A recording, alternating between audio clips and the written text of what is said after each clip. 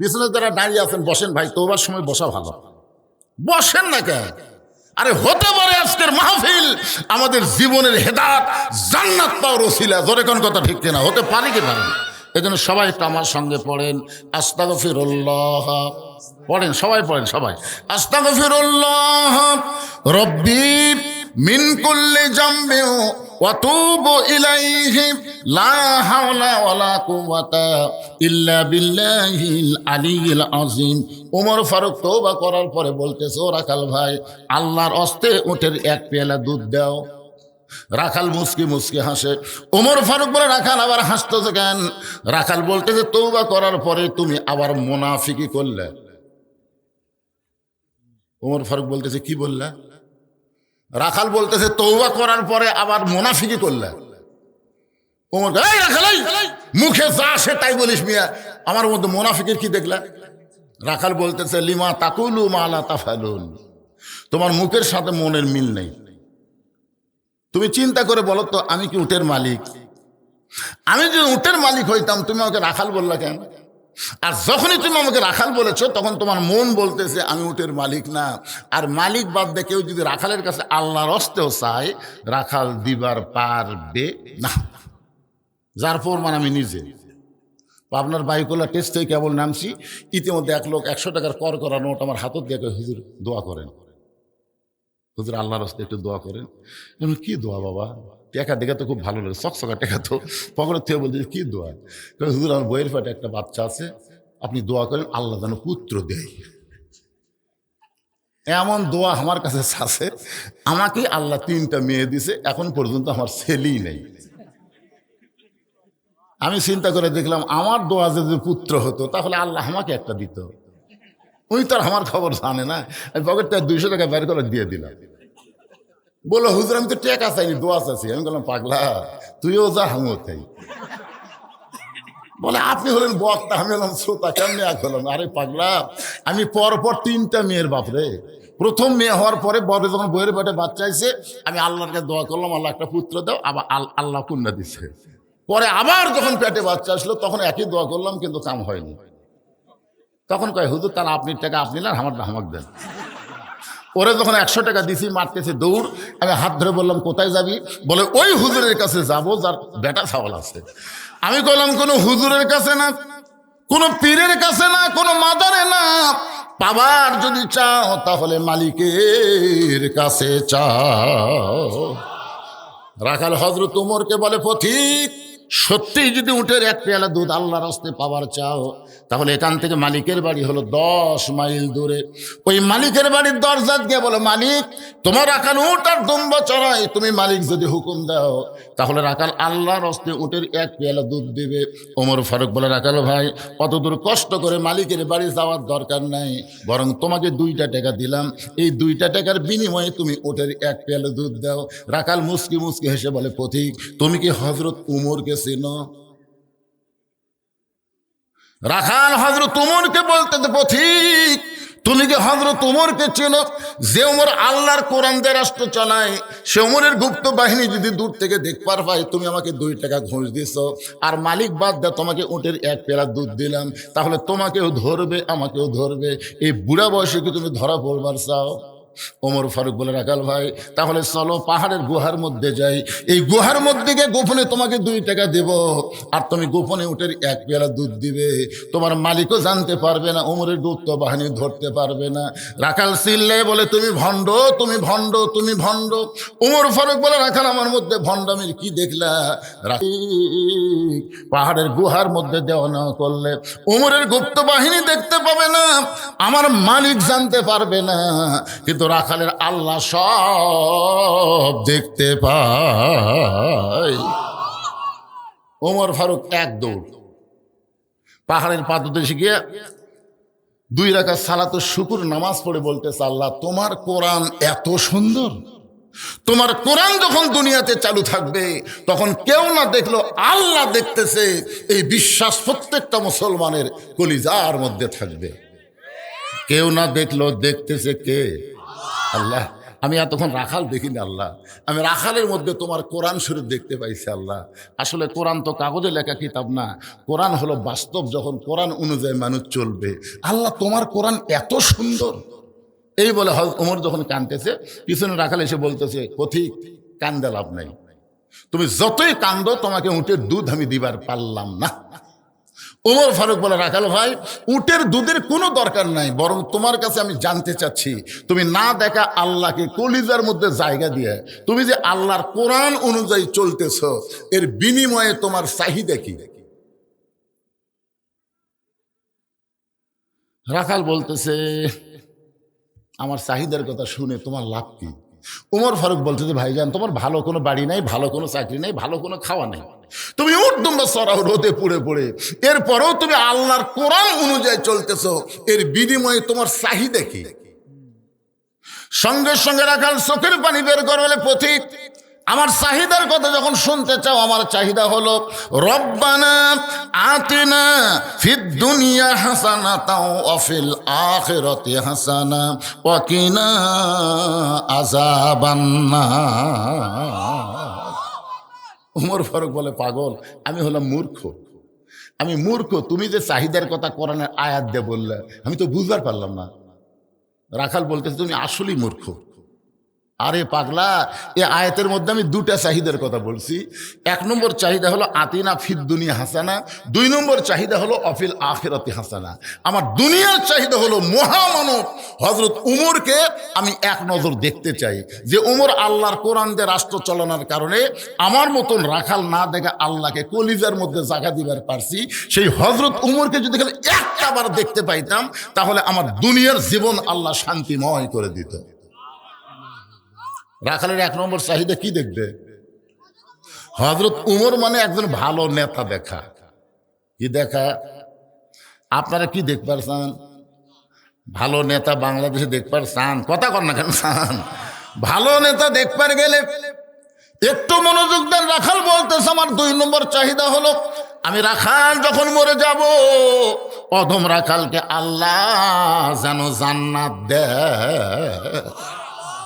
ওমর ফারুক এক দৌড়ে গিয়ে রাখালের হাতটা আমার দিকে তাকান, এভাবে খপ করে ধরছে, ধরেই 3 বার চুমা খাচ্ছে।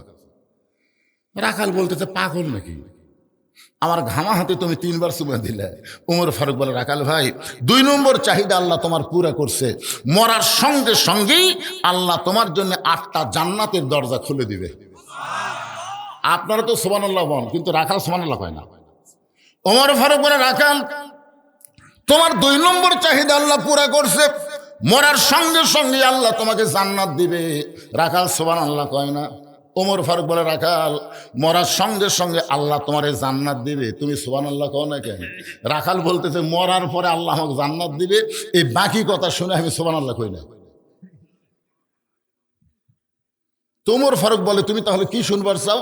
রাখাল বলতেছে, আমি হযরত উমরকে একবার দেখবার চাই, সে নগদ কথা বলতে তোমার কোন জাকাত বাজায়? মরে গেলে জান্নাত, এ কথা সবাই বলবার পারে, কারণ মরে গেলে জান্নাত এটা নগদ না বাকি। কিন্তু হযরত উমরকে এক নজর দেখতে পাবো, এই নগদ কথা বলতে তোমার কোন জায়গায় বাজে? ওমর ফারুক চিন্তায় পড়ে গেলেন, আমি যে ওমর, এটা রাখালকে কেমনে বলবো? যে রাখাল আমাকে তওবা পড়াইছে, যে রাখাল আমাকে ভণ্ড কইছে, যে রাখাল আমাকে মুনাফিক কইছে, এখন যদি বলি আমি ওমর, বলাও সারা, রাখাল হাত ফেল করে মরাও সারা। এ জায়গার কোনো গল্প চলবি না বাবা। কি সাউন্ড ঠিকই আছে? একটু কান ফেলে শোনেন, মনোযোগ দিয়ে শোনেন, বুঝলেন? মনোযোগ না দিলে তো খুব খেয়াল করবেন। যে রাখাল হযরত উমরকে তওবা পড়াইছে, জোরে কান কি পড়াইছে? যে রাখাল হযরত উমরকে মুনাফিক কইছে, যে রাখাল হযরত উমরকে ভণ্ড কইছে, এখন যদি বলি আমি উমর, বলাও সারা, রাখাল হাত ফেল করে মরাও সারা। ওমর ফারুক যে রাস্তা দিয়ে যায়, ওই রাস্তা দিয়ে শয়তান কয়দিন যায় না? ওমর ফারুকের চেহারার মধ্যে ভয় আছে না নাই? শয়তান দেখলে পালায় যায়। এখন যদি বলে রাখাল আমি ওমর, বলাও সারা, রাখাল হাত ফেল করে মরাও সারা। ওমর ফারুক চিন্তায় পড়ে গেলেন, আমি কি করব? এমন সময় আল্লাহর কোরআন বলতেছেন, উদউ ইলা সাবিলি রাব্বিকা বিল হিকমাহ। ওমর, ডাইরেক্ট যদি বলবার না পারো তাহলে তুমি হেকমত অবলম্বন করো। ওমর ফারুক বলে, রাখাল ভাই সত্যি যদি ওমরকে দেখবার চাও তাহলে তোমাকে ফজরের নামাজ সামনে কাতারে আদায় করা লাগবে। ফজরের যদি সামনে কাতারে আদায় করতে পারো, মেহরাবের দিকে লক্ষ্য করে দেখবে যেই মানুষটা ইমামতি করতেছে ওই মানুষটি হলেন হযরত ওমর। আল্লাহর কোরআন দিয়ে যখন বাংলাদেশ চলবে তখন প্রত্যেকটা এমপিকে ওই এলাকার বড় মসজিদের ইমামতি করার যোগ্যতা থাকা লাগবে। কি যিনি তিনি নেতা হতে পারবেন না ভাইজান। এই জন্য সবাই তো চায় না কোরআন দিয়ে বাংলাদেশ চলুক, কারণ কোরআন দিয়ে যখন শাসন চলবে, কোরআন দিয়ে যখন বাংলাদেশ চলবে, যিনি তিনি এমপি হতে পারবেন না। এমপি হওয়ার আগে ইমামতি করার যোগ্যতা থাকা লাগবে। আমার কথা কি বুঝতে পারছেন? ওমর ফারুক কি বলতেছেন, রাখাল সত্যি যদি ওমরকে দেখতে চাও তাহলে তুমি কুঠি যাও, সংসদ ভবন যাও, গণভবন যাও। এ কথা বলে নাই, বলেছে ফজরের নামাজ সামনে কাতারে আদায় করবা। ফজর যখন সামনে কাতারে আদায় করবা, মেহরাবের দিকে লক্ষ্য করে দেখবা যেই মানুষটা ইমামতি করতেছে ওই মানুষটি হলেন হযরত ওমর। রাখাল ছোট বাচ্চার মতন কান্দে। ওমর ফারুক বলে, রাখাল কান্দো কেন? বলে, কান্দার কারণ হলো আমি বারান্দাত নামাজ পড়ি, আমি মসজিদের ভিতরে কোনোদিন ঢোকার সাহস পাই না। মসজিদের মধ্যে দামি দামি সাহাবি, ওই দামি দামি সাহাবির মধ্যে আমি রাখাল কেমনে যাই? ওমর ফারুক চোখের পানি বের করে বলতে, রাখাল ভাই তুমি বারান্দায় নামাজ পড়ো, তুমি কম দামি, আর মসজিদের মধ্যে নামাজ পড়ে এরা বেশি দামি। এই উল্টা কথা তোমাকে বুঝালো কে? আপনারা খেরের উপর বসে ওয়াজ শুনতেছেন আর আমি চেয়ারে বসে ওয়াজ করতেছি। আমি দামি, আপনারা কম দামি, এই কথা আপনাদের কে বুঝাইলো? হাসরের ময়দানে হয়তো দেখা যাবে অনেক বক্তাকে আল্লাহ তক্তা বানায় জাহান্নাম দিবে, আবার অনেক শ্রোতাকে আল্লাহ বিনা হিসাবে জান্নাত দিয়ে দিবে।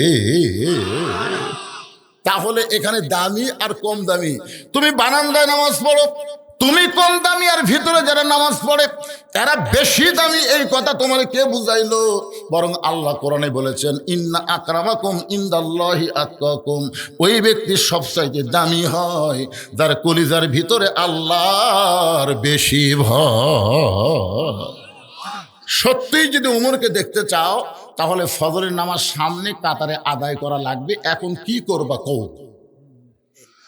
রাখাল বলতেছে, তাহলে আজকে ঈশার নামাজ পড়ে বাড়ি যাব না। ওমর ফারুক বললেন, কেন? রাখাল বলে, ঈশা পড়ে যদি বাড়ি যাই আর ফজর যদি সামনে কাতারে না পাই, এই জন্যই ঈশা থেকেই ফজর সামনে কাতারে ধরার চেষ্টা করা লাগবে। ওমর ফারুক বললেন, রাখাল তুমি বলো তো 5 ওয়াক্ত নামাজের মধ্যে 3 ওয়াক্ত তাড়াতাড়ি, আসর, মাগরিব, এশা, কিন্তু এশা থেকে ফজর অনেক সময়, আবার ফজর থেকে জোহর অনেক সময়, এই 2 নামাজের বেশি সময় হওয়ার কারণ কি? রাখাল বলতেছে, আমি তো জানি না। ওমর ফারুক বললেন, তাহলে শোনো, ফজর থেকে জোহর আল্লাহ লম্বা সময় দেওয়ার কারণ হলো এই সময় ব্যবসা বাণিজ্য করবা, খেতে খামারে কাজকাম করবা, চাকরি বাকরি করবা, এইগুলো করতে গিয়ে তোমার দেহের যে ক্ষয় হবে। এশা থেকে ফজর আল্লাহ লম্বা সময় দিছে, এই লম্বা সময়ের মধ্যে তুমি ঘুম পারলে আল্লাহ তাআলা তোমার এই দেহের ক্ষয়টা এই ঘুমের মধ্যে আল্লাহ পুরা করে দিবে। তাহলে এশা থেকে ফজর তুমি যে সামনে কাতার ধরবার চাচ্ছ, যদি ঘুম ধরে, রাখাল বলতে, ঘুম যদি ধরে তাহলে মসজিদের মধ্যেই ঘুমিয়ে যাবো। যেই বলছে মসজিদের মধ্যে ঘুমাবো, ওমর ফারুকের চেহারা রক্তের মতন লাল হয়ে গেছে। এই রাখাল, মসজিদের মধ্যে ঘুম পাড়ার দলিল দে। তুই যে মসজিদে ঘুম পাড়বি তার একটা দলিল থাকা লাগবে না? আরে ঘুম পাড়া তো দূরের কথা, ওরা সবাই নামাজ পড়ে বেড়ে গেছে, এরা 3 জন 4 ফ্যান দিয়ে গল্প করতেছে, 1-1 ঘন্টা হয়ে এরকে গল্প বন্ধ হয় না। ফেরেশতারা বলতেছে, আল্লাহ সবাই নামাজ পড়ে বাড়ি গেল, এরা 3 মুসল্লি 4 ফ্যান দিয়ে গল্প করতেছে, এর কি রেজাল্ট কি? আল্লাহ বলতেছে, গল্প করার সময় এদের মাথার উপর যতক্ষণ ফ্যান ঘুরিছে, এই ফ্যানের কারেন্টের বিল এই 3 জন আলাদাভাবে না দেওয়া পর্যন্ত জান্নাতে যাওয়ার পারবে না। কারণ মসজিদ আর বাপের ঘর না, ইচ্ছা মতো ফ্যান ঘুরাবি। জোরে কথা কর না কেন ভাই, কথা কর না কেন? কি ছোটবেলা দেখছে, ছোটবেলায় আমি দেখছি কোনো লোক যদি কাঁচা পেঁয়াজ খায়, আগে তো পান্তা ভাত বেশি খাচ্ছিল, দুপুরে তো চাউলের দাম বেশি, পান্তা খাইয়া বুঝলেন ওই জগন্নাথ পড়ার কাছে ওর মুখ দেখালে পেঁয়াজের গন্ধ বাড়াচ্ছে মানুষ নামাজ পড়তে পড়তে। এই তুই জানিস না কাঁচা পেঁয়াজ কাঁচা রসুন খেয়ে মসজিদে আসলে ফেরেশতারা কষ্ট পায়, এই জন্য আগে কেউ কাঁচা পেঁয়াজ কাঁচা রসুন খেয়ে মসজিদে যায়নি। কি বলতেছেন? কিন্তু এখন থেকে মসজিদের মধ্যেই পেঁয়াজ কাটে মুড়ি মাখতেছে। হ্যাঁ, মসজিদের মধ্যে খুচখুচ করে পেঁয়াজ কাটতেছে। আগে পেঁয়াজ খাইয়াই যায়নি, এখন পেঁয়াজই করতেছে, মানে মসজিদের বাপের রান্নাঘর। কথা বল না কেন? আর মসজিদের সবচাইতে খারাপ পরিবেশ করলো এই সিয়ার পার্টিরা। ধর এখন কি পার্টি? সিয়ার পার্টি। এই সিয়ার পার্টিরা। আপনি বলেন তো, বাড়িতে নামাজ পড়লে কয় গুণ সওয়াব? কয় গুণ? 1 গুণ। আর মসজিদে নামাজ পড়লে 27 গুণ। কি একলা একলা পড়লে দিবি না জামাত করে পড়া লাগবে? তো জামাত করে পড়বার গেলে কাতার হেঁকা মেকা করে পড়লে হবে না কাতার সোজা করে পড়া লাগবে? কাতার সোজা করার নিয়ম হলো পায়ের গোড়ালির সঙ্গে গোড়ালি মিল করে কাতার সোজা করা লাগবে। আল্লাহ রাসূল যতক্ষণ পর্যন্ত কাতার সোজা না হয়েছে ততক্ষণ রাসূল ইমামতি শুরু করেন। এখন আপনার কাতারের মধ্যে যদি একটা সিয়ার থাকে, তাহলে বলেন তো, যেই লোকটা সিয়ারে বসলো তার বার গোড়ালির সঙ্গে আপনার গোড়ালি মিল খেলো, তাহলে 27 গুণ সওয়াব কি আপনার চান না? 27 গুণ সওয়াব যদি চান তাহলে আপনার কাতার থেকে সিয়ারটা টুস করে পিছনের কাতারে দেন। পিছনের কাতারের লোকেরা যদি 27 গুণ সওয়াব পায় তাহলে আস্তে করে সিয়ারটা তৃতীয় কাতারে দেন। তৃতীয় কাতারের লোক যদি 27 গুণ সওয়াব পায় আসল চেয়ারটা চতুর্থ কাতারে দেন। এক সময় 27 গুণ সওয়াবের আশায় একটা সিয়ারও মসজিদের মধ্যে থাকবি না, সব সিয়ার বারান্দার যাবি। জোরে কোন কথা কন না কেন ভাইজান? আর যদি দেখেন যে কোনো ব্যক্তি সিয়ারত বসে আছে, মানে সিয়ারত আগে থেকেই বসে আছে, তাহলে আপনারা কোনো মানুষ মরে গেলে খাটনি কয়জন কান্দে লাই? মনে করবেন যে লোকটা চেয়ারত বসে আছে ওই মরে গেছে, মনে করবেন ওই মরে গেছে। খাটনি লাশ মনে করে 4-5 জন ধরে আস্তে করে বারান্দার থেকে আসবেন। কারণ নামাজের ভিতরে বাহিরে যে 13টা ফরজ আছে তার মধ্যে একটা ফরজ হলো দাঁড়িয়ে নামাজ পড়া। বসে থেকে নামাজ শুরু করা যাবে না। জামাতে নামাজ পড়লে দাঁড়িয়ে নামাজ পড়া লাগবে। হুকুম কার? জোরে বলেন, হুকুম কার? আল্লাহ কোরআনে ডাইরেক্ট বলেছেন, কুমু লিল্লাহি কানিতিন, দাঁড়াও দাঁড়াও, আনুগত্য নিয়ে আল্লাহর জন্য দাঁড়াও। তুমি হেঁটে হেঁটে মসজিদে এসে তুমি সিয়ারত বসে ভাক্কা শুরু করছো। তোমাকে যদি শান করে মসজিদে আনতো সেটা ভিন্ন কথা।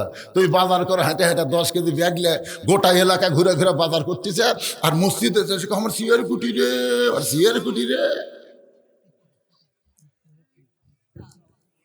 শোনেন, যেই লোকটা চেয়ারে নামাজ পড়বে, দাঁড়ায় নামাজ পড়তে পারবে না, সে বাড়িতে নামাজ পড়বে। কারণ তার জামাতে নামাজ পড়া দরকার নাই। লা ইউকাল্লিফুল্লাহু নাফসান ইল্লা উসআহা।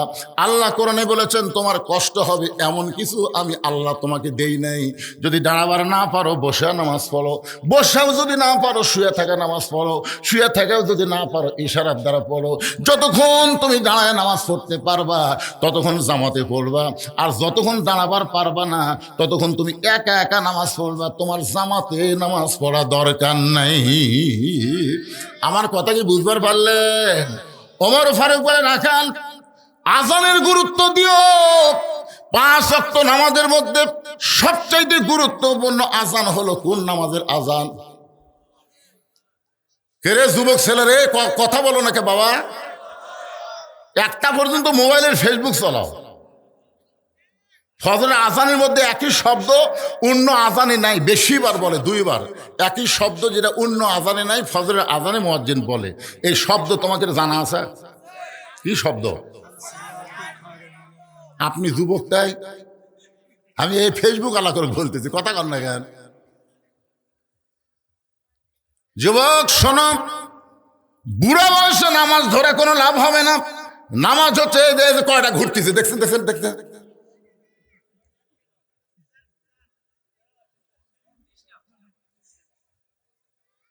আপনি বলেন তো, আল্লাহর সামনে যখন আমরা দাঁড়াবো আল্লাহ কি বলবে?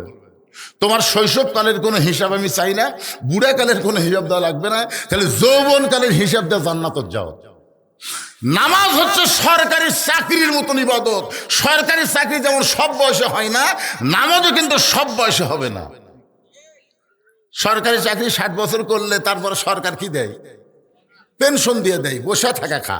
60 বছর পর্যন্ত যারা জামাতে নামাজ পড়বে, বুড়া বয়সে যদি জামাত পড়বার নাও পারে আল্লাহ পেনশনে তাকে পুরো সওয়াব দিয়ে দিবে। জোরে কোন সুবহানাল্লাহ।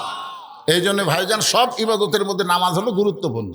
লা সালাতা লা ঈমানা, যার নামাজ নাই তার ঈমানই নাই। লা সালাত লা দীনা, যার নামাজ নাই তার কোনো ধর্মই নাই।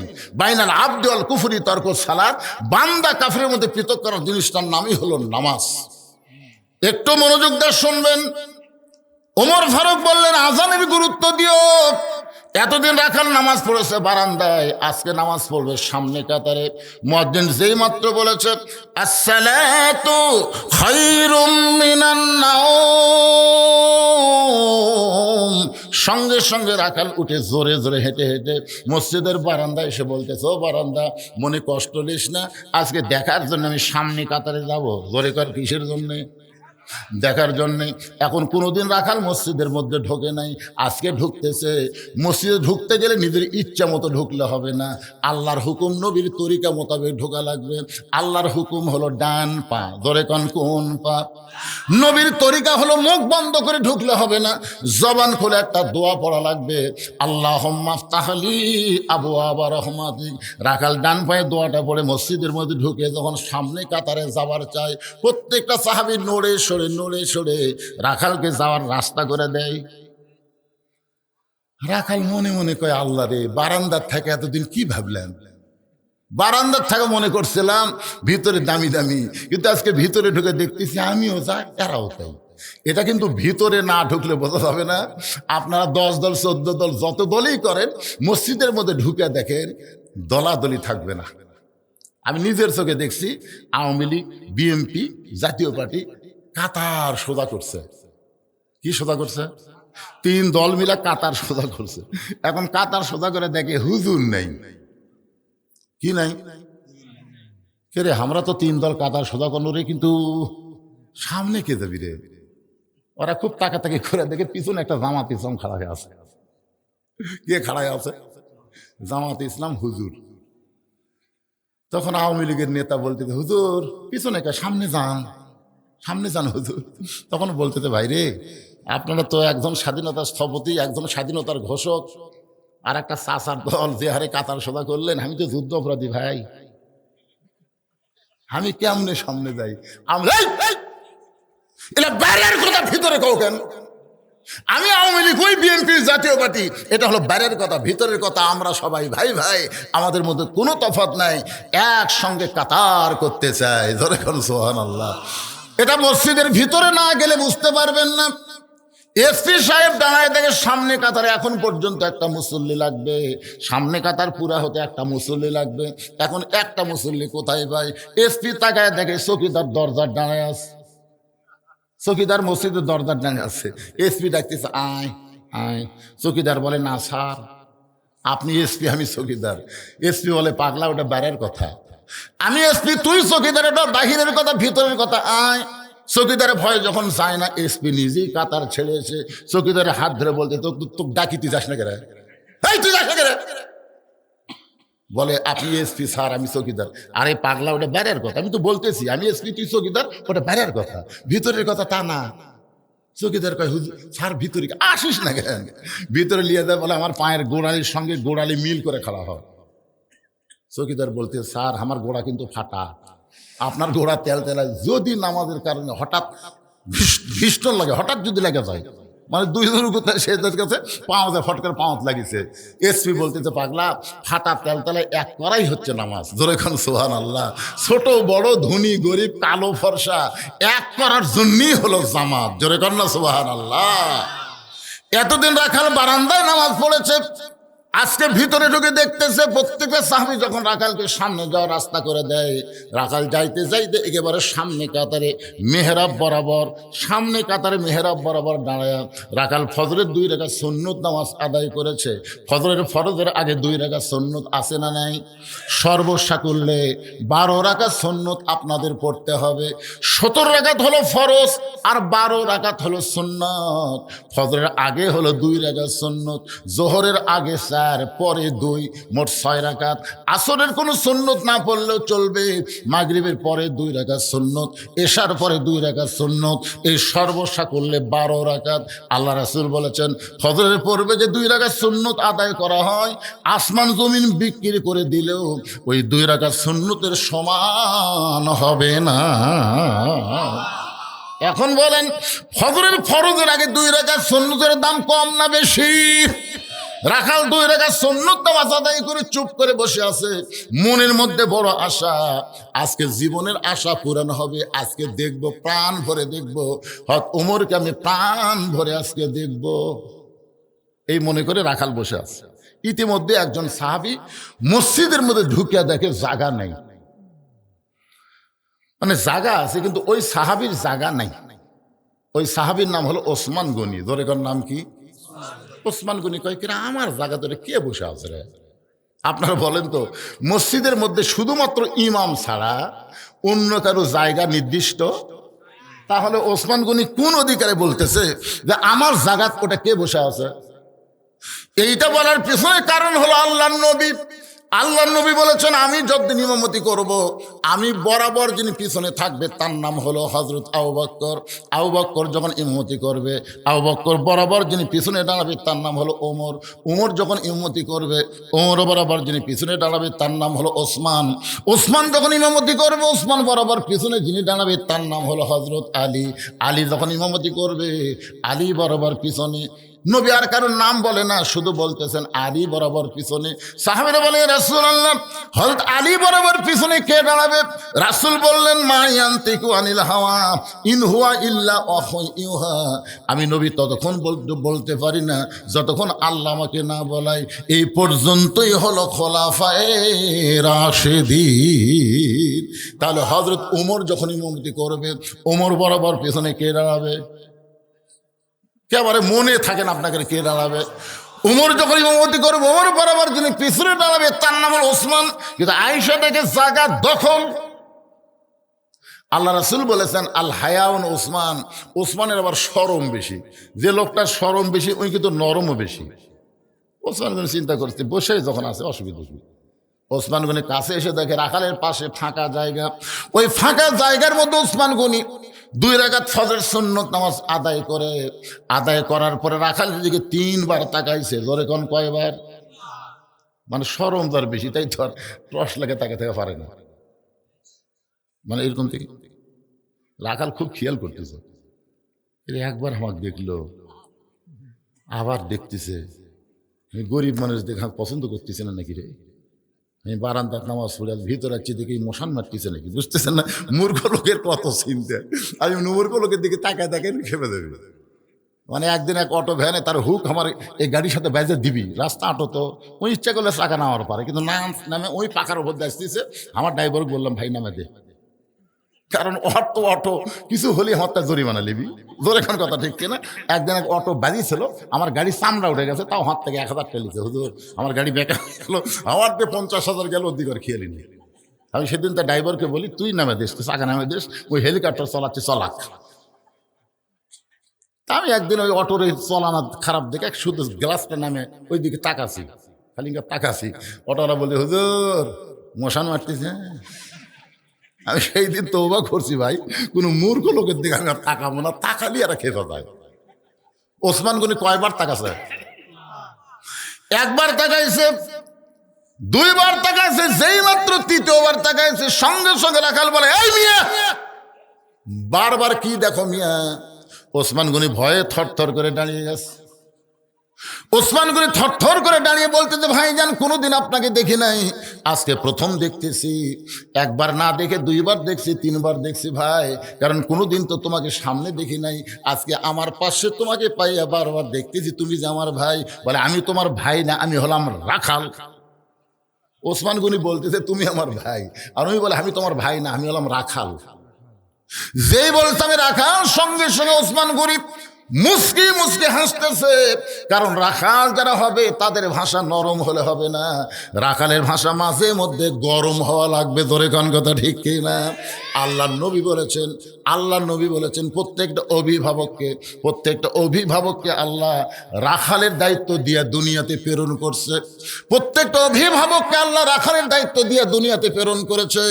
এখন হয়তো আপনারা ভাবতেছেন, হুজুর আমাদের তো কোনো গরু ছাগল নাই, তাহলে আমরা কার উপর রাখালি করব? আপনি চোখ বন্ধ করে দেখেন, আছে। এই আমি বলার আগেই বলে দিছে, আপনি চোখ বন্ধ করে দেখেন, 50 বছরের একটা গাভী আছে, 22 বছরের একটা আইডিয়া আছে, 17 বছরের একটা বকনা আছে। এখন হয়তো ভাবতেছে গাভী আইডিয়া বোক নাকি, গাভী মনে করেন আপনার বউ, এটা মনে করার জন্য বলতেছি ভাই রে। মনে করেন 1 হালি কলা যদি 1 টাকা হয়, 10 হালির দাম কত? হ্যাঁ, 1 হালি 1 টাকা হলে 10 হালি। তখন এক ছাত্র বলতেছে, এটা কি কলা স্যার? স্যার অঙ্ক বোঝানোর জন্য বলতেছে 1 হালি 1 টাকা হলে 10 হালির দাম কত? তো বলতেছে এটা কি কলা স্যার? স্যার মনে করতেছে কলার নামই যখন শুনবার চাচ্ছে তো ভালোটাই করছে, অনুপম কলা। ওই চিন্তা করে আমার বাবা 1 হালি কলা 20 টাকা দিয়ে আসে, আর স্যার 1 টাকার কথা কয়। তখন বলতেছে স্যার অনুপম কলা 1 টাকা হালি আপনার ইয়ের মধ্যে দিবি। এটা বুঝানোর জন্য বলতেছি ভাই। মনে করেন এটা আবার বাড়িতে যখন কন্যা বউ গাভী কষে, এটা বুঝানোর জন্য বলতেছি। মনে করেন 50 বছরের গাভী হচ্ছে আপনার বউ, 22 বছরে আনে হলো আপনার ছেলে, 17 বছরের বকনা হলো আপনার মেয়ে। এখন বলেন তো, আমার বউ, আমার ছেলে, আমার মেয়ে আমার অধীনে যতদিন থাকবে রাখালি করার দরকার আছে না নাই? জোরে জন আছে না নাই? আপনি মসজিদের সামনে কাতারে নামাজ পড়েন, আলহামদুলিল্লাহ, আপনার চাইতে ভালো মুসল্লি কেউ নাই। কিন্তু এশার নামাজ পড়ে বাড়ির যায় দেখতেছেন আপনার বাড়ির ভিতর থেকে বাদ্য আসতেছে, হরি হরি হরি হরি লো লো লো লো লো লো। আমি মুসলমান, মসজিদের সামনে কাতারে নামাজ পড়লাম, আমার ঘরের মধ্যে হিন্দুকে বাদ্য কেন? ঢুকে দেখতেছেন আপনার গাভী, আপনার বউ ভারতের স্টার জলসা দেখতেছে। এখন বলেন তো, আপনি নামাজ পড়বেন আর আপনার বাড়িয়ালি স্টার জলসা দেখবে, আপনার রাখালির দরকার আছে না নাই? রাখালি কি হেলাপেন্টি দিয়ে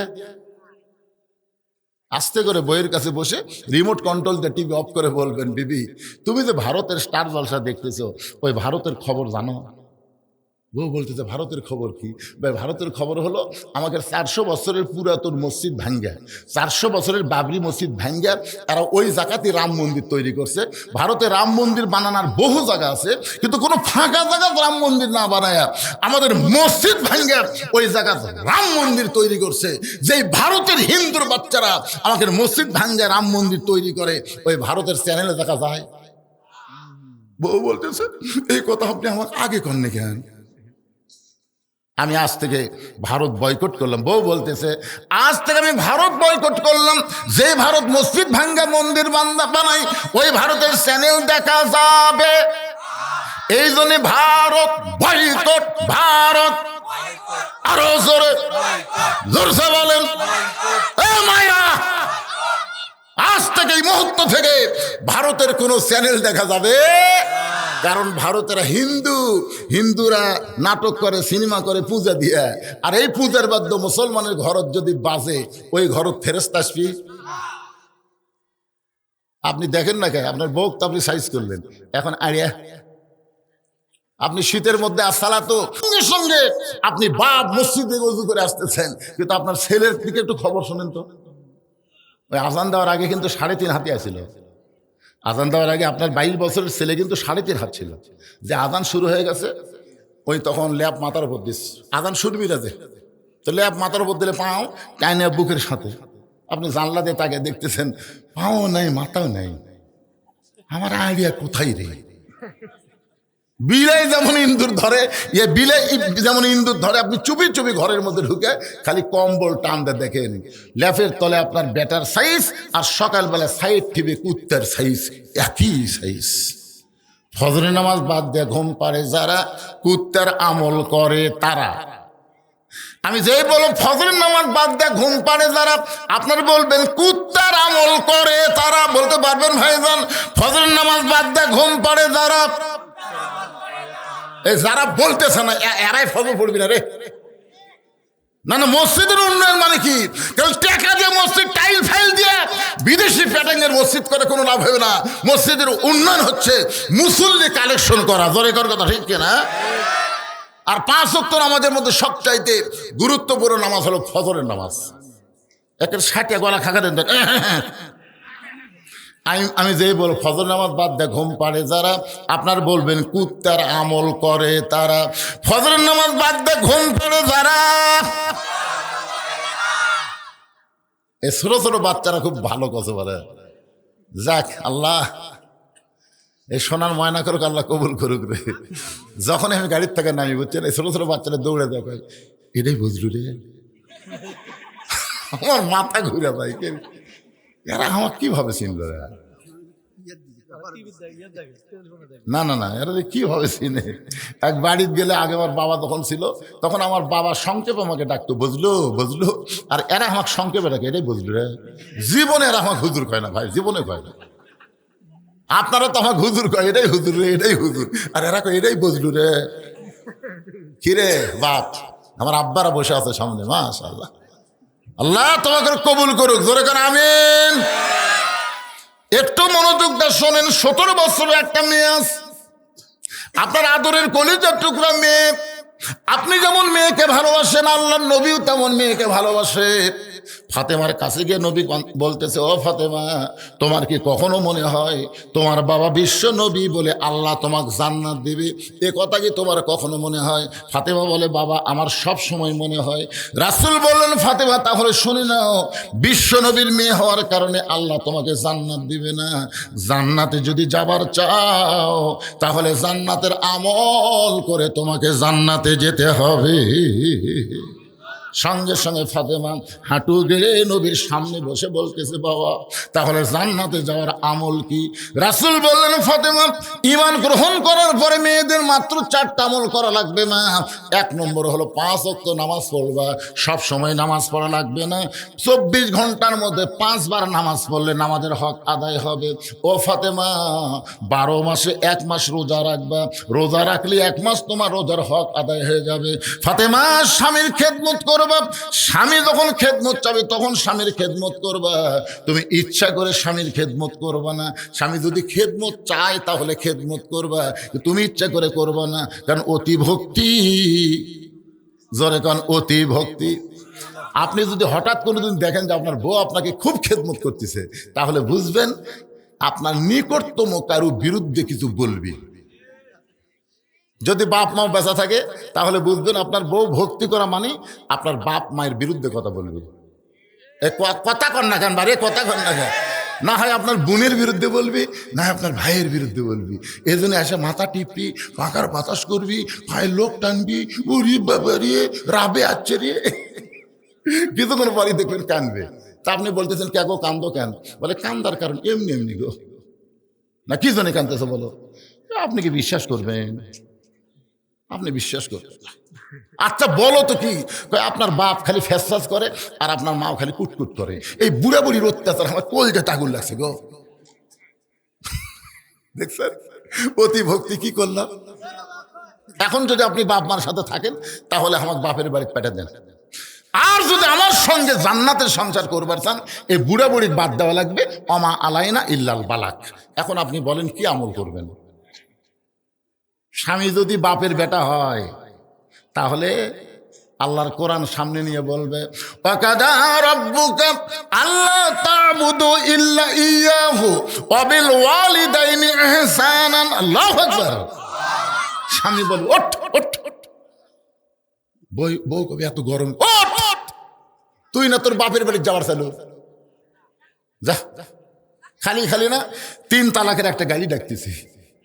কে রে পাগলি, তুই মরে গেলে সকালবেলা বিকেলে আমি বিয়ে করবো রে, তোকে যদি আমি তালাক দেই আমার বইয়ের অবস্থা। কিন্তু যে বাপ মায়ের বিরুদ্ধে তুই ওয়াজ করলো, সেই বাপ মা যদি মরে যায় কিয়ামত পর্যন্ত কানলে আমি বাপ মা পাবো না রে। দরকার হলে বউ বাদ দেবো, কিন্তু বাপ মা বাদ দেওয়া যাবে না। বউ দৌড়ে এসে স্বামীর পাও ধরে বলতেছে, আপনি আল্লাহর ওলি গো, আপনার পরীক্ষা করলাম। ও পরীক্ষা করলো, এরকম কিছু আছে না নাই? জোরে খান আছে না? একটু মনোযোগ দিয়ে শোনেন। রাসূল বললেন, ফাতেমা সতীত্বের হেফাজত পর্দা করা এর কোনো সময় নাই মা, এটা সব সময় ফরজ। তাহলে নামাজ 24 ঘন্টার মধ্যে 5 বার। জোরে বলেন কয়বার? রোজা বছরে 1 মাস। স্বামী যখন খেদমত চাবে তখন করবা, সব সময় লাগবে না। কিন্তু সতীত্বের হেফাজত পর্দা এটা সব সময় মা। সঙ্গে সঙ্গে ফাতেমার গায়ে একটা ওড়না ছিল, ওই ওড়নাটা ফাতেমা মাথার উপর দিয়ে দিল। এভাবে যখন মাথায় দেয়, আল্লাহর মাথায় হাত দিয়ে দোয়া করলেন, আল্লাহ আমার ফাতেমার পর্দাকে তুমি কবুল করো। কারণ মেয়েরা যখন মাথায় কাপড় দেয় ওই সময় আল্লাহ তাআলা তাদের জন্য রহমত আর বরকত জগতের দরজা খুলে দেয়, কিন্তু মেয়েরা যদি মাথার চুল বেছে খায়।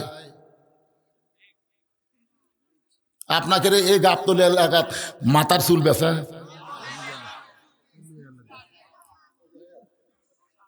এ মায়েরা শোনেন, মহিলারা মারা গেলে 5 কাপড় দেয়, পুরুষকে 3টে দেয়, মেয়েদের কয়টা দেয়? 5টা দেয়। আপনারা জানেন পুরুষের মতোই কিন্তু 3 কাপড়, মেয়েদের 2টা কাপড় 2 জায়গায় বাঁধে, একটা হলো সিনা বাঁধ আর একটা হলো মাথা বাঁধ। তাহলে মরার পরে যদি মাথা বাঁধে, সে মাথার চুলের দাম কম না বেশি? আল্লাহ রাসূল বলেছেন, ফাতেমা, চুল শুধু পুরুষের মধ্যে একজনই লাড়া ছাড়া দেখতে পারে, সেটা হলো তোমার স্বামী। স্বামী ছাড়া অন্য কোনো পুরুষ মেয়েদের চুল লাড়িয়া ছাড়া হাত দিয়ে দেখতে পারবে না। কিন্তু এখন যারা চুল কিনতেছে, এরা কি যখন চুল দিল তখন ফেরওয়ালা লাড়িয়া ছাড়া এদিকে 1 টাকা কাঁচা টাকা তুলে দিছে, এদিকে চুল দিয়ে তুলে দিয়ে বলতে, ভাবি খালি সামান্যর জন্য 200 টাকা হচ্ছে না, সামান্যর জন্য। ভাবি বলতেছে, রে আমি তো সারা সপ্তাহে চুল তুলাম, এই এর মধ্যে কিন্তু হলো না, সামান্য। ভাবি কি করবেন এখন? কেন? তাহলে একটু ধৈর্য ধরেন ভাই, আমি আসতেছি।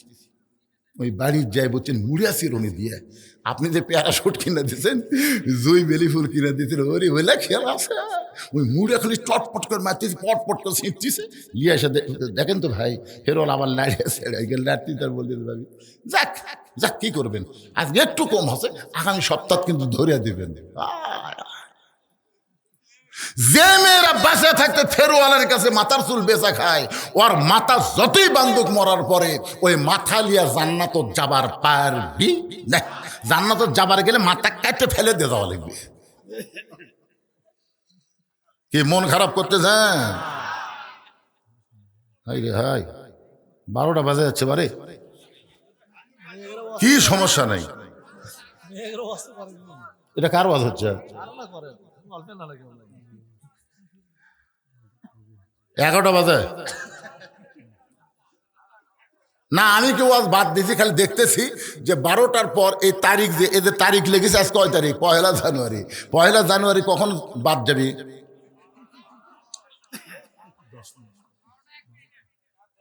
একটু মনোযোগ দেশ, উঠা বসা করেন কেন বাড়ি? কেবল মা বোনদের ওয়াজ হচ্ছে, আমার মায়েরা খালি কলজা হয়ে শুনতেছে। ও সেটা লেখা নাই, ওটা সেটা আমি লেখা দিয়ে দেবো, অসুবিধা নেই। বাবা সবাই বসেন বসেন, ওটা বসা করবেন না, বিরক্ত হবেন না, একটু মনোযোগ দিয়ে শোনেন। আল্লাহ রাসূল বললেন, ফাতেমা মাথায় হাত দিয়ে বললেন, আল্লাহ পর্দাকে কবুল করে নাও।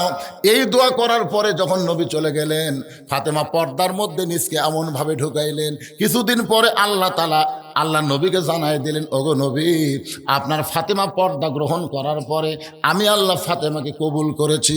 ফাতেমাকে কবুল করার কারণে আমি আল্লাহ একটা ফাতেমাকে ডিগ্রি দিলাম, সেই ডিগ্রিটা হলো খাতুনে জান্নাত, ফাতেমা তো জোহরা। ফাতেমা জান্নাতি নারীদের নেত্রী হবে। এই যে কিছু কিছু বাচ্চারা বাইরে চিল্লাচিল্লি করতেছে, কিছু কিছু বাচ্চারা দেখেন, আচ্ছা এরা কি মাটি ফেটে বাড়াছে না এর কেউ না কেউ জন্ম দিছে? কথা বল না কেন বারে, এরা কি মাটি ফেটে বাড়াছে? সন্ধ্যার সময় আপনার বউ দেখবেন ঘোড়া, আমার বউ আছে, আমার বউ সন্ধ্যার সময় মুরগির ঘোড়া দেখে, প্রতিদিন লাইট লেজে দেখে। আমি কি দেখো গো, যে মুরগি হাঁস ঠিক মতো উঠলো কিনা, সন্ধ্যার সময় মুরগি হাঁস ঠিক মতো উঠলো কিনা, মেয়ে ঠিকই দেখতেছে। মরদ মানুষ সন্ধ্যার সময় গরু ছাগল ঠিক মতো গোয়াল ঘর উঠলো কিনা ঠিকই দেখতেছে, কিন্তু রাত 10টা বাজা গেল ওর পাটাকুটি। তুমি মুরগি হাঁসের খোঁজ করো, গরু ছাগলের খোঁজ করো, তোমার ছেলে কোন জায়গায় তুমি খোঁজ করবা না? সন্ধ্যার সময় যদি বাপ মা খোঁজ করতো, আজকে এরা এত রাত্রে ওখানে চিল্লাচিল্লি করতো না। ধরে কোন কথা কন না কেন ভাইজান, এরা মাটি ফেটা বাড়াই নাই। এই যে জন্ম দিছে, দোয়া দরুদ ছাড়া মুরগির মতো লাফ দিয়ে উঠছেন। কি রে, এলা মাল হসে এত রাত্রে যারা বাড়া চিল্লে, এরা কি? মাহফিল কমিটির উচিত হলো, মাহফিলের মেলা যদি করবার চান কমপক্ষে ½ কিলো দূরে যান। কিসের মেলা রে? যে যারা মেলা বিক্রি করতেছে এরা কি মুসলমানের বাচ্চা না? আজকে কোরআনের মাহফিলকে বাইপাস করে মেলা বেচা কেনা করো, এই টাকা খাও, পেটের মধ্যে ভাসি হবি, লাখ টাকা খরচ করলে অসুখ ভালো হবি না। কি কথা রে বারে। শোনেন, আমি গোটা বাংলাদেশ ওয়াজ করি, কিন্তু বগুড়ার মধ্যে দাওয়াত কম দিছি। হাসিনার আমলে তখন বগুড়া ঢুকপারি দেয়নি, এখন একটু মোটামুটি ওয়াজ করতেছি, কিন্তু এরকম বিরক্ত করলে হবি না তো। কে মন খারাপ করতেছেন? আপনাকে কিছু বলতে বাড়িয়া তারা। সুবহানাল্লাহ। একটু মনোযোগ দেন। আমার মা ফাতেমাকে আল্লাহ তাআলা খাতুনে জান্নাত ডিগ্রি দিলেন। কিছুদিন পরে নবী এই খবর জানার পরে ফাতেমার কাছে এসে বললেন, ফাতেমা, তুমি পর্দার মধ্যে থাকার কারণে আল্লাহ তোমাকে খাতুনে জান্নাত ডিগ্রি দিয়েছে। ও ফাতেমা, আল্লাহ তোমাকে জান্নাতি নারীদের নেত্রী বানায় দিস। একটু মনোযোগ শুনবেন। ফাতেমা জান্নাতীদের নেত্রী হয়ে গেল। শুধু দুনিয়াতে পর্দা করলো না, পর্দার মধ্যেই আল্লাহ তাকে দুনিয়া থেকে নিল, আবার পর্দার মধ্যেই তাকে দাফন করা হলো। জান্নাতুল বাকির কোন জায়গায়? ফাতেমার কবর। এখন পর্যন্ত দুনিয়ার কোনো মানুষ খুঁজে পাইল না, কারণ ফাতেমাকে আল্লাহ কবর পর্যন্ত পর্দা করে নিয়ে তাকে জহুরা ডিগ্রি দান করে দিল। জোরে খান সুবহানাল্লাহ। ওসমান গনি মুচকে মুচকে হেসে বলতেছে, ভাইজান, কোনোদিন আপনাকে সামনে কাতারে দেখে নাই, আজকে প্রথম দেখতেছি ভাই, এই জন্য 3 বার তাকাইছি। বলে, আমি বারান্দাত নামাজ পড়ি, আমি সামনে কাতারে আসবো কেন? আমি বারান্দাত নামাজ পড়ি, কারণ বারান্দাত নামাজ পড়ার মজাই আলাদা। রাখাল ওসমান গনিকে বলতেছে, বারান্দাত নামাজ পড়ার মজায় শেষে আসে আগে যাওয়া। বারান্দাত নামাজ পড়ার মজা কি? জোরে কোন মজাটা কি? শেষে আসা আগে যাওয়া। দেখবেন অনেক মুসল্লি ইচ্ছা করে ভিতরে ঢোকে না, ওরা বারান্দাত শেষে আসবি, আগে যাবে। রাখাল বলতে যে বারান্দাত নামাজ পড়ার মজাই আলাদা, কিন্তু আজকে সামনে কাতারে আসার একটাই মাত্র কারণ হলো দেখার জন্য আইছি। আজকে দেখা হয়ে গেলে আর কোনোদিন কষ্ট করে আমি সামনে কাতারে আসবো না। ওসমান গনি বলতে যে, ভাইজান, আজকে যে আপনার দেখা হবে তার গ্যারান্টি কি? রাখাল বলে, আমার চোখের পাওয়ার ভালো, দেখার জন্য সামনে কাতারে দেখি আমি চলে যাব। ওসমান গনি কান্দের বলে, ভাই, আজকে কয়েক বছর হলে সামনে কাতারে নামাজ পড়ি, এখন পর্যন্ত আমার ভাগ্যে দেখা হলো না, এখন পর্যন্ত আমার দেখার ভাগ্য হলো না। রাখাল চিন্তা করে বলতে যে, ভাইজান, তাহলে আপনার চোখের মধ্যে কোনো সমস্যা আছে, কয়েক বছর হলে সামনে কাতারে নামাজ পড়েন, এখন পর্যন্ত আপনার দেখার ভাগ্য হলো না। রাখাল দেখতে চাই হযরত ওমরকে, আর ওসমান দেখতে চাই নামাজের মালিক আল্লাহকে। এই লোভটা কে দিছে জানেন? নামাজের মধ্যে আল্লাহ দেখা যায়, এই লোভটা আল্লাহ নবী দিছেন। বুখারী শরীফের কিতাবুল ইহসানের হাদিস, আনতা আবুদুল্লাহ কান্নাকা তারাহু ফাইন লাম তাকুন তারাহু ফাইন্নাহু ইয়ারাকা। যখন করে আল্লাহর বান্দা ইবাদতের মধ্যে শামিল হবে, এক জগ পানির মধ্যে এক মুষ্টি চিনি ঘন্টন মারলে ওই পানির মধ্যে চিনি যেমন বিলীন হয়ে যায়, শত চেষ্টা করলেও পানির মধ্যে চিনি যেমন আলাদা করা যায় না, আল্লাহর কোনো বান্দা আল্লাহর নামাজ যখন শুরু করবে, ওই বান্দাকে নামাজ থেকে আর কোনোদিন আলাদা করা যায় না। ওই নামাজের মধ্যে আল্লাহ দেখা যায়। আল্লাহ যদি দেখা না যায়, আল্লাহ তাকে দেখতেছে, এই বিশ্বাস আসে তার কলিজায়। আল্লাহ রাসূল বলেছেন, আস-সালাতু মিরাজুল মুমিনিন, নামাজ হচ্ছে মুমিনদের মেরাজ। রাখাল বলতেছে, ভাই একটা কাম করেন। ওসমান গনি বলে, ভাই কি কাম? বলে, আপনার এই চোখ দিয়ে তো আপনি দেখতে পাচ্ছেন না, তাহলে আপনি আমার হাত ধরেন, আপনি আমার হাত ধরেন, আমি নিজেও দেখব এবং আপনাকেও দেখাইয়া দিব। ওসমান গনির সামনে আল্লাহর কোরআন চলে আইছে। ধরে কেন কি আইছে? আল্লাহর কোরআন বলতেছে, ইয়া আইয়ুহাল্লাযীনা আমানুত্তাকুল্লাহা ওয়া কুনু মা'আস সাদিকিন। রে ইমানদার বান্দারা, আল্লাহর ভয় যদি তোমাদের কলিজার মধ্যে রাখতে চাও, তাহলে সত্যবাদীর তোমরা সাথী হও। ওসমান মনে মনে ভাবতেছে, আল্লাহ নিজের যোগ্যতায় এখন পর্যন্ত তোমাকে দেখবার পাই নাই, কিন্তু আল্লাহ এমন একজন বান্দা সে পাইছি, সে নিজেও দেখবে এবং আমাকেও দেখায়া দেবে। ওসমান করে মহব্বত করে রাখালের হাতটা ধরেছে দেখার জন্যে। জোরে কন কি জন্যে? জোরে কন কি জন্যে? আর রাখাল বলেছে আমার হাতটা ধরে আমি দেখাই দিব। যেমন মানুষ তেমন বিশ্বাস। ওসমান গনি হাতটা ধরে বসে আছে, আল্লাহ সে নিজেও দেখবে এবং আমাকেও দেখাই দিবে। আল্লাহ এমন একজন আল্লাহওয়ালা পাইছি, অকুনু মা'আস সাদিকিন। আল্লাহ বলেছেন সত্যবাদীর তোমরা সাথী হও। একটু মনোযোগ দিবেন। কিছুক্ষণ পরে যখন নামাজের সময় হয়েছে, জামাতের সময় হয়েছে, এমন সময় মুয়াজ্জিন আকামত দেওয়া শুরু করেছে। ওসমান গনি রাখাল দুইজনই দাঁড়ায় গেছে। ওসমান গনি রাখালের হাতটা ধরে দাঁড়িয়ে আছে। এমন সময় হযরত ওমর মেহরাবের মধ্যে ঢুকতেছে। মুয়াজ্জিন আকামত দিচ্ছে, ওমর ফারুক মেহরাবের মধ্যে ঢুকতেছে। হয়তো আপনারা বলবেন হুজুর ওমর ফারুক মেহরাবের মধ্যে কোন দিক দিয়ে আসলো? যখন কোরআন দিয়ে রাষ্ট্র চলবে তখন নেতাকে ইমামকে দরজা দিয়ে আসা লাগবে না, প্রত্যেকটা মেহরাবের অপর সাইডে একটা দরজা থাকবে।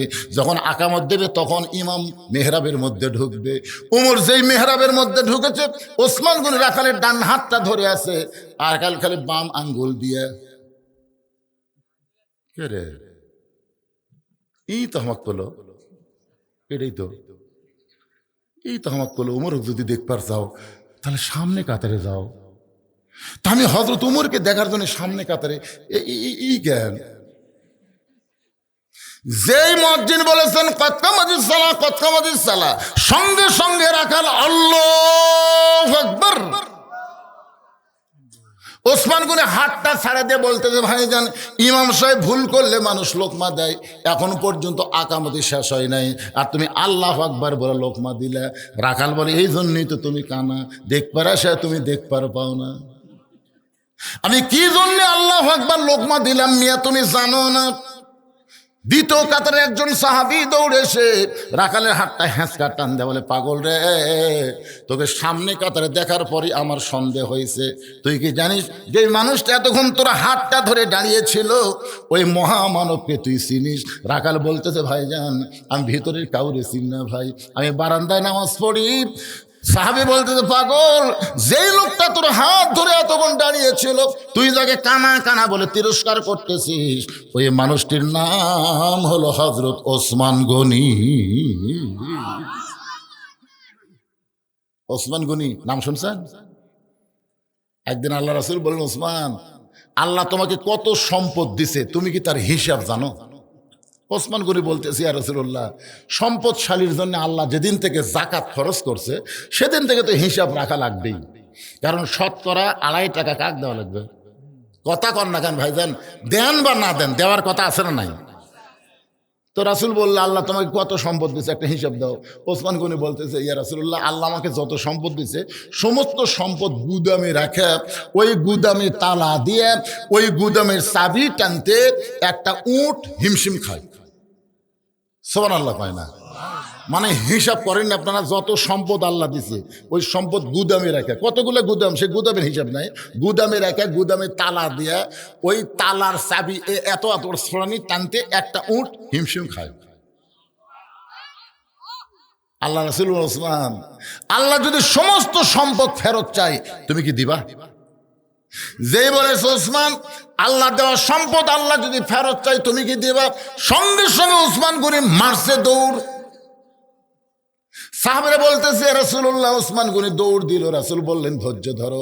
কিছুক্ষণ পরে দেখতে পাই যেই উটটা চাবি বহন করে ওই উটটা রশি ধরে ধরে নবীর কানে বলতেছে ইয়া রাসূলুল্লাহ, সমস্ত গুদামের মাল সহ তালা সহ চাবি বহনকারী উটটাও পর্যন্ত আমি আল্লাহরে দিয়া দিলাম।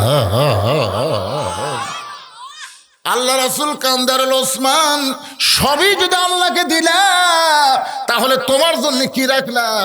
ওসমান গনি বলতেছে ইয়া রাসূলুল্লাহ, একজন মুসলমানের জন্য আল্লাহ রাসূল থাকলে যথেষ্ট, আর কোনো কিছুর দরকার নেই।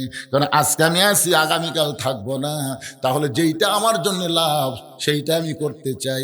ভাইজান একটু খেয়াল করবেন, নবী কান্দের বলে আল্লাহ ওসমানকে দেওয়ার মতন আমার কিছুই নাই, আপনি কি দিবেন এখন বলেন? আল্লাহ বলেন হাবিব আমার গানি ডিগ্রি আমি ওসমান রে দিয়া দিলাম। ওসমান গনি বলতেছে রাখাল ভাই তোমার হাতটা ধরে আমি দাঁড়িয়েছিলাম, ইমাম সাহেব ভুল করলে মানুষ লোকমা দেয়, আর তুমি মুয়াজ্জিন সাহেবের আকামত শেষই হয় নাই, তুমি আল্লাহু আকবার লোকমা দিলে। রাখাল বলতেছে এই কারণেই লোকমা দিলাম, কারণ যেই লোকটা আমাকে বলল সামনে কাতারে নামাজ পড়লে ওমরকে দেখতে পাবা, সেই প্রতীককে আমি মেহরাবের মধ্যে দেখতে পাই। এখন তোমরাই বলো, উমরের জায়গায় যদি ওই প্রতীককে আমি দেখতে পাই, তার লোকমা দেওয়া ছাড়া তো আমার উপায় নাই। আমি আল্লাহু আকবার লোকমা দিয়া ওই প্রতীককে মেহরাব থেকে সরাই দিব, ওই জায়গায় হযরত উমরকে আমি এক নজর দেখতে চাই। হাজার হাজার সাহাবী মসজিদের মধ্যে কাঁদতেছে। সবাই যখন কান্দে, রাখাল চিল্লায় বলে বারান্দায় নামাজ পড়া ভালো, এই ভিতরে কেন কান্দা কান্দি শুরু হয়ে গেল?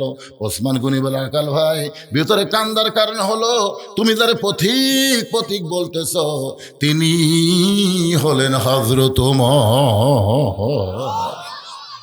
গাছের গোড়া কাটলে গাছটা যেমন পড়ে যায়, রাখাল তেমনি মেহরাবের মধ্যে পড়ে গিয়ে কাটা মুরগির মতন ছটফট করে বলতেছে, ইয়া আমির আল মুমিনিন, আমি আপনাকে তওবা পড়াইছি।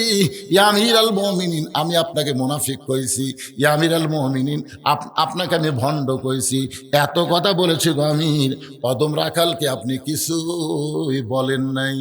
সমস্ত সাহাবীরা চিল্লায় বলে, কে রে, এই কে রে, কারে তওবা পড়াইছে, কারে মুনাফিক কইছে, কারে ভণ্ড কইছে? সমস্ত সাহাবীরা যখন চিল্লায় এমন কথা বলতেছে, কারণ যে রাস্তাতে ওমর গেলে শয়তান 40 দিন যায় না। রাসূল বলেছেন, আমার পরে কেউ যদি নবী হতো লাউ কানা ওমর, আল্লাহ ওমরকে নবী বানাই দিত। সে ওমরকে তওবা পড়ানোর কথা কে বলে? কে মুনাফিকের কথা বলে? কে ভণ্ডের কথা বলে? কে রে? সবাই যখন চিল্লায় উঠছে, এমন সময় উমর ফারুক বললেন, আতিউল্লাহ ওয়া আতিউর রাসূল ওয়া উলিল আমরি মিনকুম, আল্লাহর আনুগত্য করো, নবীর অনুসরণ করো। আমি যদি তোমাদের আমির হই, তোমরা কি আমাকে মানো? সমস্ত সাহাবী বলতেছে, একবার না 1000 বার আপনাকে মানি। উমর ফারুক বলতেছে, আমাকে যদি মানো, তাহলে যেই লোকটা আমাকে তওবা পড়াইছে, যেই লোকটা আমাকে মুনাফিকের কথা বলতেছে, যেই লোকটা আমাকে ভণ্ডের কথা বলতেছে, অবশ্যই আল্লাহর কোরআন দিয়ে এর বিচার হবে, আল্লাহর কোরআন দিয়ে এর বিচার হবে। এই বিচার কি তোমরা দেখতে চাও?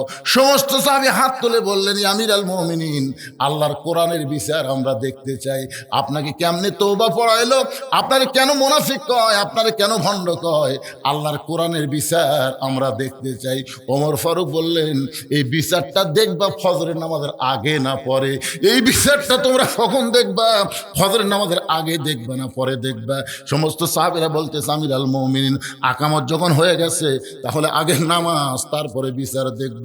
ওমর ফারুক বললেন, কারা কারা বিচার দেখবা? সমস্ত সাহাবীরা হাত তুলে বললেন, আল্লাহর কোরআনের বিচার আমরা দেখতে চাই। একটা রাখাল হয়ে আপনাকে তওবা পড়ালো কেমনে, আপনাকে মুনাফিক কেমনে কয়, ভণ্ড কেমনে কয়? ওমর ফারুক বললেন, তাহলে ফজরের 2 রাকাত নামাজ পড়ানোর পরে আমি তোমাদেরকে দেখাবো। সমস্ত সাহাবীরা যদি দেখার জন্য উদ্গ্রীব হয়ে যায়, আমার সামনে যারা বসে আছেন ভাইজান, বাংলাদেশে বহু বিচার দেখলেন, আজকে 10 মিনিট পরে এই আল্লাহর কোরআনের বিচার আমি আপনাদের দেখাবার চাই। কারা কারা দেখবেন আল্লাহকে একটু হাত তুলে জানান। যারা দেখবেন তারা হাত তুলবেন, যারা দেখবেন না খবরদার হাত তুলবেন না। লিল্লাহে তাকবীর, হাত নামান। 10 মিনিট পরে কোরআন দিয়ে বিচার হবে। রাখালের এই বিচার দেখার জন্য সবাই হাত তুলছেন। কারা কারা দেখবেন না তারা হাত তোলেন তো। তার মানে সবাই দেখবেন। এই 10টা মিনিট আল্লাহর ঘর মসজিদের জন্য আপনাদের কাছে, এখানে যারা বসে আছেন ভাইজান, এখানে যারা বসে আছেন, বাপ মা যাদের কবরে গেছে, বাপ মা যাদের কবরে গেছে, দাদা দাদি কবরে গেছে, আল্লাহর ঘর মসজিদের উন্নয়ন কল্পে একটা কোরআন শরীফ বাবদ 500 টাকা দান করবেন। আপনি 500 টাকা দান করলে একটা কোরআন শরীফ সম পরিমাণ দান করার সওয়াব আল্লাহ আপনাদের বাপ মার কবরে দিয়ে দিবে। পৃথিবীর শ্রেষ্ঠ দান মসজিদে একটা কোরআন শরীফ বাবদ 500 টাকা দান। আপনাকে কোরআন শরীফ দেওয়া লাগতেছে না, কোরআন শরীফ বাবদ 500 টাকা দেবেন। পৃথিবীর শ্রেষ্ঠ দান একটা কোরআন। বাপ মা মারা গেছে, বাপ মার কথা মনে করে দান করেন ভাইজান, বাপ মায়ের কথা মনে করে। জি মাশাআল্লাহ, বলা মাত্র টেজের উপর থেকে একজন আল্লাহর বান্দা কোরআন শরীফ বাবদ 500 টাকা দান করেছে। বাপ মা মারা গেছে, 2 জনে, বাপ মা 2 জনে কবরে চলে গেছে। আল্লাহ বাপ মার রুহের মাগফিরাতে আল্লাহ দানকে কবুল করে নেন, বাপ মার কবরকে জান্নাতে টুকরা বানায় দেন। আল্লাহুম্মা আমিন। কি নাম? মোহাম্মদ নাইম। কোরআন শরীফ বাবদ 500 দিছে, আরো 20,000 টাকা দান করলো। আল্লাহ তার দানকে কবুল করে। আল্লাহু তাকবীর। জি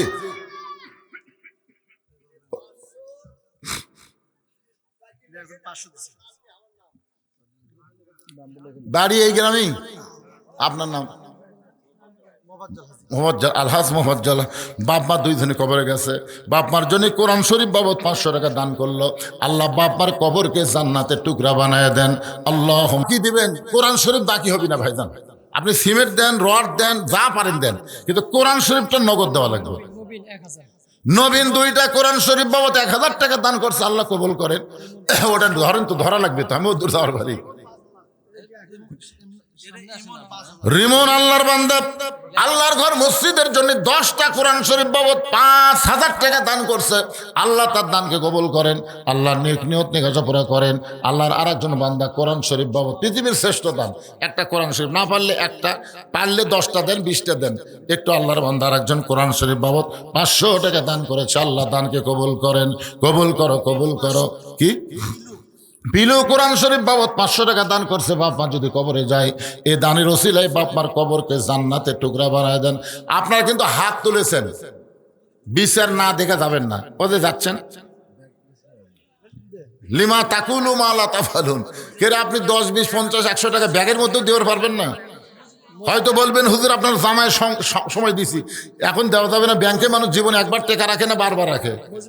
বারবার রাখার কারণ হলো যত রাখবেন ততই জমবে, যত দান করবেন আপনার নামে জান্নাতের ব্যাংকে আল্লাহ তত জমা করবে। মুজিবুর রহমান 2টা কোরআন শরীফ বাবদ 1000 টাকা দান করছে, আল্লাহ কবুল করেন। নুরুজ্জামান 2টা কোরআন শরীফ বাবদ 1000 টাকা দান করেছে, আল্লাহ দানকে কবুল করেন। আল্লাহুম্মা আমিন। সাইফুল ইসলাম 2টা কোরআন শরীফ বাবদ 1000 টাকা দান করেছে আল্লাহর ঘর মসজিদে, আল্লাহ দানকে কবুল করেন। ব্যাগের আদায় তো করছে আমার জামাই, আবার হবে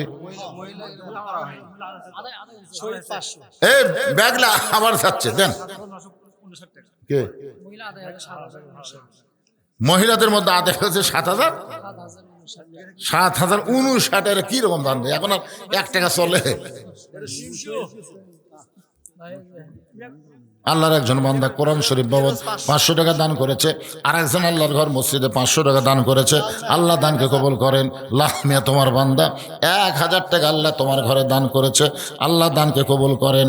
আল্লাহ নেক নিয়ত নেক আশা পুরা করেন। আল্লাহুম্মা আমিন। এসআই তোফাজ্জল হোসেন, তার বাবা মারা গেছে, তাই না? বাবার জন্য 20,000 টাকা দান করেছে, আল্লাহ তার বাবার কবরকে জান্নাতের টুকরা বানায় দেন। জোরে কোন আমিন। এই বিজ্ঞাপনের যার নাম আছে সবাই দিছে। প্রধান অতিথি কি দিয়েছে? প্রধান অতিথি আর অসুস্থ হলে তো বেশি দেওয়া লাগবে, আমরা দোয়া করে দেবো। এলা রাজনীতির নেতা যারা বিজ্ঞাপনের নাম দেয়, এরা কয় দিবে, দিবে ইনশাল্লাহ, মোটামুটি সবচেয়ে বেশি দিবে, দেবে না? ইনশাল্লাহ দেবে। দেন। মাহমুদুল হাসান কত দিল? চেয়ারম্যান পদপ্রার্থী মাহমুদুল হাসান। গুলজার ওই বাকি আবার কি চেয়ারম্যান পদপ্রার্থী? ও প্রবাসী। 3000 টাকা বাকিতে দান করেছে, আল্লাহ কবুল করেন। বাদল স্যার, এটা কোন বাদল?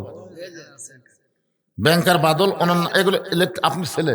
আচ্ছা, এগুলো কি লিখতেছে নাকি? লিখতেছে, লিখতেছে বাদল সাহেব 10,000 টাকা দান করবে আল্লাহর ঘরে, আল্লাহ তার দান কবুল করেন। আল্লাহুম্মা আমিন। আচ্ছা, কত লাগবে আনুমানিক? একটা দোয়া করা লাগবে তো, যা লাগে। আর সাধারণ লোক মনে করে 2 পিলার কত লাগবে? ধর, ওরে বাবা, মিস্ত্রি আপনি? কম পক্ষে 50 লাগবেই। এইরকম 2টা পিলার আল্লাহর ঘর মসজিদে দেওয়ার নিয়ত করেছেন। তার নামটা হলো কি নাম? সোহরাব হোসেন নাকি এমদাদুল হক সাহেব। 2টা পিলারের যত টাকা লাগবে মসজিদের আল্লাহ দান করবে, আল্লাহ তার দানকে কবুল করে। আল্লাহুম্মা আমিন। বাপ মা যারা কবরে গেছে, দানের ওসিলায় কবর জান্নাতের। শামসু পরামানিকের জন্য 500 টাকা দান করেছে, আল্লাহ দানকে কবুল করেন। বাপ মা যাদের কবরে গেছে, আমি সবচেয়ে নিম্ন একটা দান ধরছি, একটা কোরআন শরীফ বাবদ 500 টাকা। যাদের বাপ মা কবরে গেছে, ভাই একটা কোরআন বাবদ 500 দেওয়া যাবে না? আপনার মসজিদ নতুন করে নির্মাণ করবেন, তাই নতুন করে করবেন। সিমেন্ট দেন, রড দেন, ইট দেন, আল্লাহর ঘর মসজিদে কিয়ামত পর্যন্ত ধ্বংস হবে না। ধ্বংস হলেও মসজিদকে ইসরায়েলের সিংহায় ফুৎকার দিলে আল্লাহ তাআলা জান্নাতে ওইটা সিনারি বানায় রাখবে। সুবহানাল্লাহ। কোন মসজিদ কার ঘর? আল্লাহর ঘরে দান করা মানে আল্লাহ তার জন্য জান্নাতেও একটা ঘর বানায় দেয়। সৌদি প্রবাসীদের কয়েকজনে 1 লক্ষ টাকা দিচ্ছে। লিল্লাহি তাকবীর। সৌদি প্রবাসীর কয়েকজন মিলাই 1 লক্ষ টাকা ধরে বলেন মারহাবা। সৌদিতে যারা প্রবাসী থাকে খুব কষ্ট করে তারা টাকা কামাই করে। আমি কয়েকবার গেছি তো ওখানে, আমার অনেক ভক্ত বাংলাদেশ ওখানে আছে। খুবই কষ্ট হুজুর, খুবই কষ্ট। এত কষ্ট করে বাপ মা আত্মীয় স্বজন সবগুলো রেখে বৌসল রেখে চলে গেছে। সেখান থেকে তারা কয়েকজন প্রবাসী 1 লক্ষ টাকা দান করেছে। তাদের জন্য আমরা প্রাণ খুলে দোয়া করব, আল্লাহ তাদেরকে ভালো রাখুক, কামাই বরকত দেখ, শরীরকে সুস্থ রাখুক। জোরে কোন আমিন। আল্লাহ তাদের মনের মধ্যে ধৈর্য দিয়ে দাও আল্লাহ। আরো প্রবাসী যারা দান করতেছে আল্লাহ, প্রবাসী এ যে আমার বাপ জানো তো প্রবাসে থাকে, উনি খুব মোটামুটি একটা ভালো অবস্থায় আছে, ওনার কষ্ট নাই, যখন খুশি আসে যখন খুশি যায়। কিন্তু অনেকে আছে ইচ্ছা করলে আসতে পারে না, টাকার দিকে খেয়াল করে। তো প্রবাসী যারা আছে তারা সবাই দান করবেন। এই গ্রামে যারাই প্রবাসী আছেন মসজিদের জন্য সবাই প্রাণ খুলে দান করবেন। আর কে বাকি আছে? আর কে অতিথির মধ্যে কেউ আছে বলেন? আমার ফ্যামিলি থেকে আমি 1 লক্ষ টাকা দিই। ফ্যামিলির পক্ষ থেকে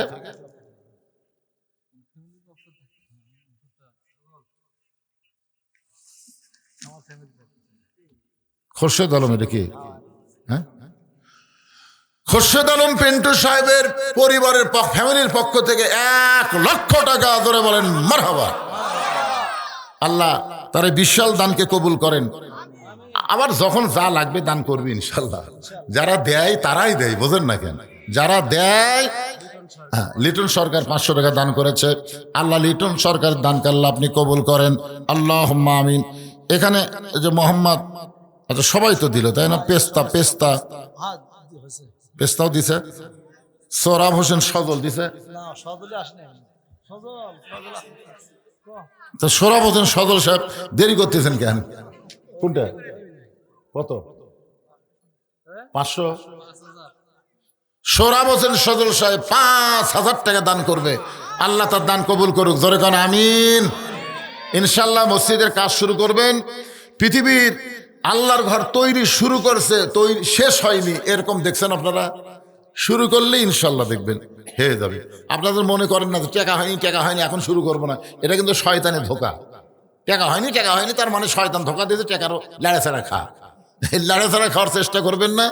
যে টাকা হয়েছে এইটা দিয়ে শুরু করবেন, খালি করেই দেখেন কে দিবে। অনেক লোক আছে তারা গোপনে দান করতে স্বাচ্ছন্দ্য বোধ করে, প্রকাশ্যে দিতে তাদের শরম লাগে। এরকম কিছু লোক আছে না নাই? পৃথিবীর যত বড় বড় কাজ হয়েছে এগুলো কাজ কিন্তু প্রকাশ্যে দানে হয়নি, গোপন দানই বেশি হয়েছে। ইনশাল্লাহ মসজিদ হয়ে যাবে। মসজিদ আপনারা শুরু করবেন। এখন আসেন একটু জিকির করেন। জি প্রিন্স 5 বস্তা সিমেন্ট দান করবে। আল্লাহ প্রিন্সের দানকে আল্লাহ কবুল করেন, আল্লাহুম্মা আমিন। একটু জিকির করেন, লা ইলাহা ইল্লাল্লাহ, লা ইলাহা ইল্লাল্লাহ, লা ইলাহা ইল্লাল্লাহ, মুহাম্মাদুর রাসূলুল্লাহ সাল্লাল্লাহু আলাইহি সাল্লাম। ফজরের নামাজ শেষ, প্রত্যেকটা সাহাবী তাকায় আছে। যে উমর রাস্তা দিয়ে গেলে শয়তান 40 দিন যায় না, সেই উমর বিচার করবে রাখালের। যে রাখাল তাকে তওবা পড়াইছে, মুনাফিক কইছে, ভণ্ড কইছে। এখন আপনাদের কাছে আমার প্রশ্ন হলো, উমর যখন সাহাবী ছিল তখন সবচাইতে গরম ছিল। যেদিন থেকে হযরত উমর মদিনার খলিফা হয়েছে সেদিন থেকে উমরের চাইতে নরম মানুষ আর কেউ নাই। সুবহানাল্লাহ কর না কেন? দায়িত্ব পাওয়ার পরে ভালো হয় রে। আর আমাদের বাংলাদেশের দায়িত্ব পাওয়ার আগেই ভালো। গরিবের বন্ধু, সমাজ সেবক, জনদরদি। হায় হায়, আমার কাহালু নন্দীগ্রামের এক নেতা গাড়ির থেকে নামছে, গাড়ি ব্রেক করে নামে ফকিরক সালাম দিছে। সালাম আলাইকুম চাচা, কেমন আছেন? ফকির খালি চারিদিকে মাথা ঘুরাই। নেতা বলে, চাচা কি দেখেন? বলে, কাক সালাম দিলা? কা আপনাকে দিলাম, কা ভিক্ষা করে খাই। ভোটের আগে আপনিও তো হামু হতে। এই রে নেতা ভাই, আহ কি চরিত্র রে! ভোটের আগে এত ভালো, যাকে পায় তাকেই সালাম দেয়, জানেন?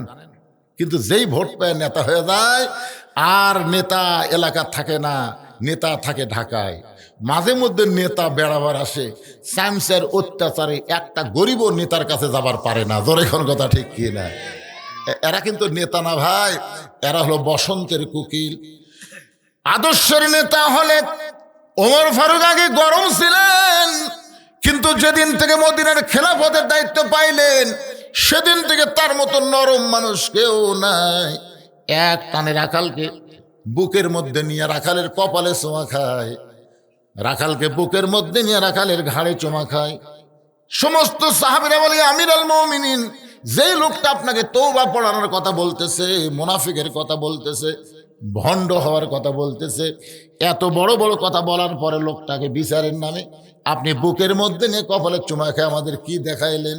ওমর ফারুক বলে, সাহাবীরা রে, রাখালের এত কথা হজম করার পিছনে একটাই মাত্র কারণ, আমি সেদিন রাখালকে দেখি নাই, রাখালের ভিতরে আমার আল্লাহর কোরআন দেখতে পাই। এই কোরআন শুধুমাত্র শোনার কোরআন না, এই কোরআন হলো বাস্তবে গ্রহণ করার নাম। এই জন্য ভাইদের আমরা সবাই বলবো, স্বাধীনতার পরে 54 বছর আমরা বহু দেখলাম, কিন্তু আগামীতে যে কোরআনের ওয়াজ শুনতেছে, এই কোরআন বাস্তবে বাংলার জমিনে একটু আমরা আমল করে দেখতে চাই। আল্লাহ যেন তৌফিক দেয়। সকলে বলে আল্লাহুম্মা আমিন। ইস্তিগফার পড়েন, আস্তাগফিরুল্লাহ রব্বি মিন কুল্লি জামবি ওয়া তুবু ইলাই, আস্তাগফিরুল্লাহ রব্বি মিন কুল্লি জামবি ওয়া তুবু ইলাই, লা হাওলা ওয়ালা কুওয়াতা ইল্লা বিল্লাহিল আলিয়্যিল আযীম। আল্লাহুম্মা আমিন। আল্লাহুম্মা আনতাস সালাম ওয়া মিনকাস সালাম, তাবারাকতা ইয়া যাল জালালি ওয়াল ইকরাম। আল্লাহ, তোমার বান্দারা কত কষ্ট করে মেহনত করে আজকের জান্নাতের বাগান লাগাইছে তোমার মসজিদকে সুন্দর করার জন্যে। আল্লাহ মেহেরবানি করে আজকের মাহফিল সকলের হেদায়েতের জন্য, নাজাতের জন্য, জান্নাতের জন্য কবুল করো। এই মাহফিলের শুরু থেকে শেষ পর্যন্ত যত আলোচনা হয়েছে, এর মধ্যে যদি ভুল হয়, ত্রুটি হয়, মাফ করে দিও। এর যা হাদিয়া মঞ্জুর করো, সোনার মদিনায় নবী পাকের রওজা মুবারকে আল্লাহ কবুল করো। তামাম আম্বিয়ায়ে কেরাম, আসহাবে কেরাম, তাবিনে কেরাম, তাবা তাবিনে কেরাম, তামাম পৃথিবীর মাটির নিচে যত মুমিন মুমিনা আছে আল্লাহ সকলের আরওয়াফে হাদিয়া কবুল করো। ও দরদি আল্লাহ, আমরা যারা হাত তুলেছি, আমাদের মধ্যে জনম দুঃখনি মা যাদের কবরে গেছে, ছোট্ট একটা শব্দ মা, এই নামের মধ্যে কি মধু, যাদের মা নাই তারাই বুঝতেছে। এই দরদের মা যাদের কবরে গেল, মায়ের কবরকে আল্লাহ জান্নাতের টুকরা বানায় দাও। দরদের বাবা যাদের কবরে চলে গেছে, বাড়ি গাড়ি সহায় সম্পত্তি সব থুইয়া আমাদের সব দিয়ে এতিম হয়ে বাবা যাদের কবরে চলে গেল, আল্লাহ বাবার কবরকে জান্নাতের টুকরা বানায় দাও। আমাদের দাদা দাদি, নানা নানি, আত্মীয় স্বজন, শ্বশুর শাশুড়ি যাদের কবরে গেছে, আল্লাহ মাফ করে দাও। আয় আল্লাহ তাআলা, তোমার ঘর মসজিদকে কবুল করে নাও। তোমার মসজিদকে মহব্বত করে নগদে বাকিতে লক্ষ লক্ষ টাকা, এমনকি গামছার মধ্যে 10টা টাকা হলেও যারা দান করেছে, আল্লাহ সব দানগুলোকে জান্নাতের বিনিময়ে তুমি কবুল করো। আজকের মাহফিলের সম্মানিত সভাপতিকে আল্লাহ তুমি কবুল করো, সহসভাপতিকে আল্লাহ তুমি কবুল করো, প্রধান অতিথিকে আল্লাহ তুমি কবুল করো, বিশেষ অতিথিদের আল্লাহ কবুল করো। মসজিদ কমিটির সভাপতি, সহসভাপতি, সেক্রেটারি, ক্যাশিয়ার, মসজিদের খতিব, মসজিদের ইমাম, মসজিদের মুসল্লি, আল্লাহ সবাইকে তুমি কবুল করো। আমার সম্মানিত মা বোনেরা, পর্দার অন্তরালে বসে বসে ওয়াজ শুনেছে, আবেদা সালিহা পর্দা নিশে কবুল করে মা ফাতেমার চরিত্র দান করে দাও। আল্লাহ, আমি অসুস্থ, আজকের মাহফিলের প্রধান অতিথি অসুস্থ, আল্লাহ সবাইকে সুস্থতা দান করো। আল্লাহ কে কোন নিয়তে হাত তুলেছে, সকলের নেক নিয়ত, নেক আশাকে আল্লাহ তুমি কবুল করো।